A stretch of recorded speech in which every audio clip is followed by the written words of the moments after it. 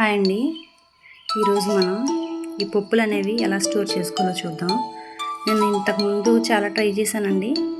Steel డబ్బాలోనే పెట్టాలి, లేదంటే మనకి ఏదైనా హెల్త్ ఇష్యూస్ వస్తాయి, ప్లాస్టిక్ వాటిలో వాడకూడదు అన్నారని స్టీల్ వాటిలో పోస్తే నిమ్మొచ్చేసి కందిపప్పు అయితే పెంకు పురుగు పట్టేసింది, వడియాలు తుట్లు పట్టేసాయి, గుళ్ళు కూడా పాడైపోయాయి. అందుకే నేను ఒకసారి అలా ట్రై చేస్తున్నాను. 6 months నుంచి రిజల్ట్ అయితే చాలా బాగుంది. ఇది మూత అనేది చాలా చిన్నగా ఉండడం వల్ల, గ్యాప్ ఎయిర్ అనేది వెళ్ళకుండా ఉండడం వల్ల ఎక్కువ రోజులు నిల్వ ఉంటాయి. మనం ఇవన్నీ ఎప్పటికప్పుడు వాడుకునేవి కాబట్టి ఎక్కువ రోజులు అనేవి ఉండవు. కాబట్టి ఇలా మనం బాటిల్స్లో స్టోర్ చేసుకోవచ్చు. వీటిని 3 monthsకి ఒకసారి కొత్త బాటిల్స్లో ట్రాన్స్ఫర్ చేసుకుంటే మంచిదండి. మీకు కనుక ఈ టిప్ నచ్చితే షేర్ చేసి సబ్స్క్రైబ్ చేసుకోండి. Thank you.